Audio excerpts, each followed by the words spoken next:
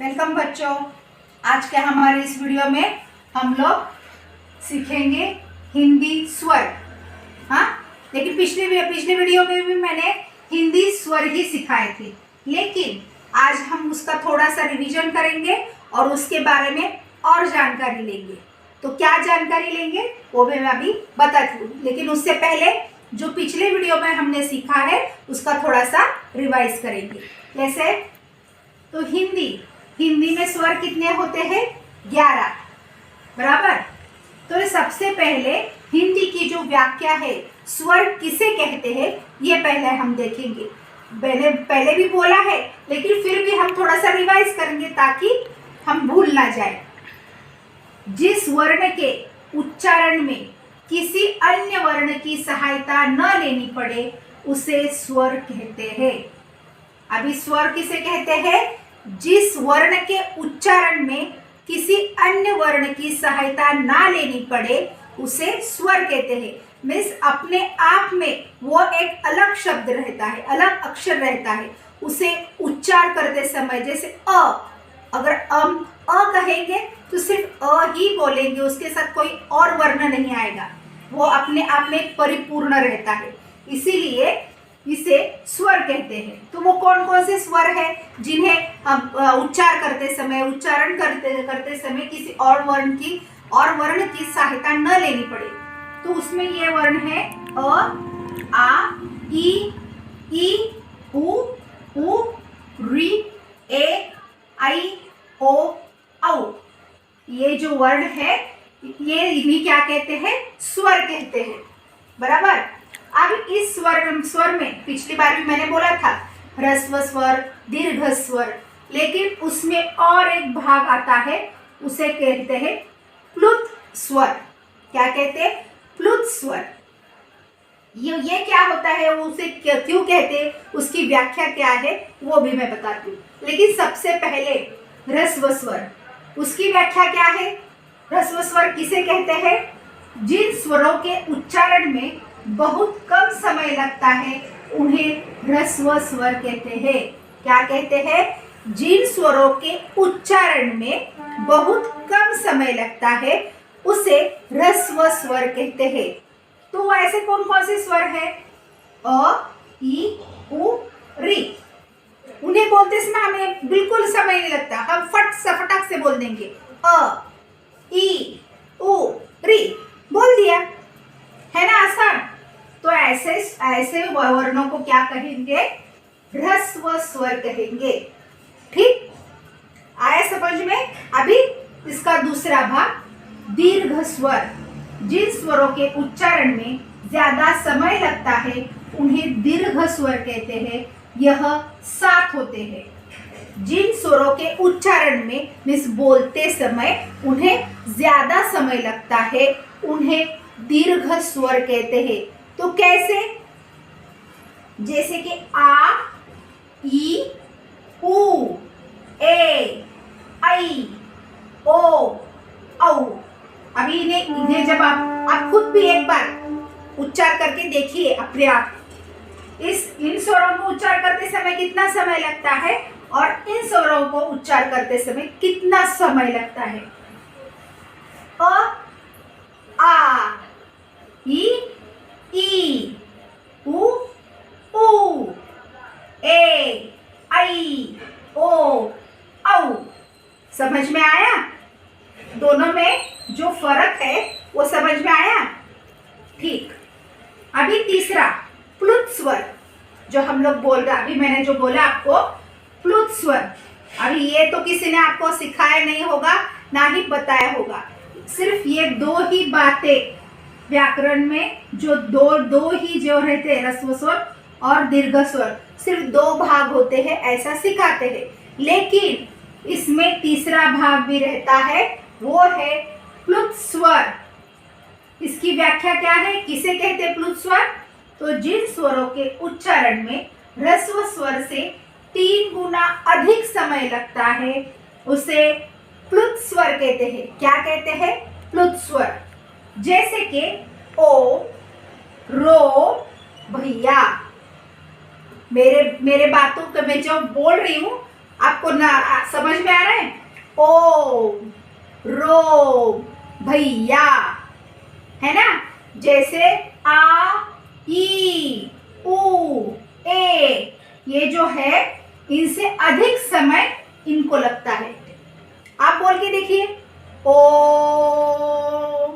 जब तक हमारी सांस हम ले रहे तब तक हम बोल सकते, ज्यादा समय लगता है, रस्व स्वरों से ज्यादा, 3 गुना अधिक। जैसे रोम, भैया, लगता है ना, समझ में आया। तो ये जो 3 भाग है ये स्वर के 3 प्रकार होते हैं। तो अभी आप इसका स्क्रीनशॉट ले लीजिए, नहीं तो लिख ले लीजिए। इसके बाद हम लोग स्वरों का जो उच्चारण स्थान होता है उसके भाग देखेंगे। कैसे, मीन्स अगर हम लोग बोलते हैं तो बोलते समय स्वर कहाँ से निकलते हैं उससे इनका स्थान निश्चित होता है और उससे हम लोग शब्द बनाते हैं। तो कैसे, ओ, आ, अभी ये 2 स्वर है, अ, आ। आप बोल के देखिए, अ, आ। तो कहाँ से पैदा होते हैं ये, उनका उच्चारण स्थान कहाँ है, कंठ, अ, आ। कहाँ से आते हैं स्वर, कंठ। कहाँ से आते हैं, कंठ से, अ और आ। ई, ई, ये 2 कहां से आते हैं स्वर, ई, ई। कहां से आते हैं, जब हम बोलते हैं ई, तो हमारी जो जीभ है वो तालू, हम जो हमारे मुंह में हवा रहती है, मुंह में हवा रहती है, वो तालू से लगकर बाहर आती है जब हम ये 2 स्वर बोलते हैं। जैसे ई, तो क्या है, क्या इनका उच्चारण स्थान कौन सा हो गया, तालू। कौन सा हो गया, तालू। अभी दूसरे, उ, ये दोनों कौन से है, उ, आप बोल के देखिए, जब हम इन 2 स्वरों का उच्चारण करते हैं तब उ, हमारे ये जो ओठ है वो एक साथ आते हैं, है ना, उ। जैसे अभी मैं आपको एक ना उदाहरण देती हूँ। अभी आप सबके पास तो मोबाइल रहता है, तो बच्चे तो सेल्फी निकालते हैं, आप भी निकालते होंगे। तो जब सेल्फी लेते समय पाउट करते हैं, मालूम है ना आपको, पाउट करते हैं। तो पाउट करते समय कैसे आता है, ऐसा मुंह होता है ना हमारा, होता है ना। तो वैसे, ठीक वैसे ही ऊ। समझ में आया। तो इनका उच्चारण स्थान कौन सा है, ओष्ठ, मीन्स हमारे ओठ, ओष्ठ यानी के ओठ। इन्हें क्या कहते हैं, ओठ। इनसे लगकर ये 2 स्वर आते हैं, इसीलिए इनका उच्चारण स्थान कौन सा है, ओष्ठ। कौन सा है, ओष्ठ। अभी ये ओष्ठ हो गया। इसके बाद रू।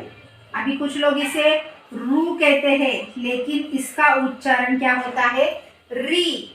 दिखने में तो ये रू है, लेकिन इसका उच्चारण क्या होता है, री। तो ये बोलते समय कहाँ से उच्चारण इनका स्थान है, मूर्धा। कहाँ उच्चारण स्थान, मूर्धा। री मीन्स हमारे जो जीवा रहती, जीभ रहती है, वो तालू से लगकर आती है। जो हमारी जीवा रहती है वो तालू से लगकर आती है, इसीलिए इसका उच्चारण स्थान क्या है, मूर्धा। इसके बाद ए और आई, इनका उच्चारण स्थान कौन सा है, कंठ और तालु। कंठ और तालु। आप बोल के देखिए, ए आई। तो कैसे, जब इनका उच्चारण स्थान कंठ से निकल कर आते हैं लेकिन तालु से लगकर बाहर आते हैं। कंठ से आते हैं लेकिन तालु से लगकर बाहर आते हैं, इसीलिए इनका उच्चारण स्थान कंठ तालु होता है। इसके बाद आखिरी ओ और औ। ओ, इनका उच्चारण स्थान कौन सा है? कंठ और ओष्ठ। कंठ ओष्ठ, इन्हें क्या कहते हैं? कंठ ओष्ठ। ओ औ, ओ औ। जब कंठ से निकलकर हमारे जो ओठ रहते वो समीप आ जाते हैं, नजदीक आ जाते हैं, इसीलिए इन्हें कंठ ओष्ठ उच्चारण स्थान होता है इनका, ओ और औ। तो फिर से एक बार रिपीट करते हैं। स्वर अ आ कंठ, ई तालु, उ ओष्ठ, री मूर्धा, ए ऐ कंठ तालु, ओ औ कंठ ओष्ठ। समझ में आया उच्चारण, स्वरों के उच्चारण स्थान। अभी इसके बाद हम लोग व्यंजन देखेंगे। व्यंजन, स्वरों के बाद क्या आते हैं? व्यंजन। वर्णमाला में जो दो भाग होते हैं, एक स्वर और एक व्यंजन। तो व्यंजन कितने रहते हैं? 33। कितने रहते हैं? 33। तो ये कौन कौन से रहते हैं? अभी ये मैंने यहाँ पे लिखा हुआ है, आपको अगर नहीं पता होगा तो आप स्क्रीनशॉट ले लीजिए। कौन कौन से मैं बताती हूँ। क ख ग घ अंग, च छ ज झ ट ठ ड ढ ण, क ख द ध न, प फ ब भ म, य र ल व श, श स ह क्ष त्र और ज्ञ।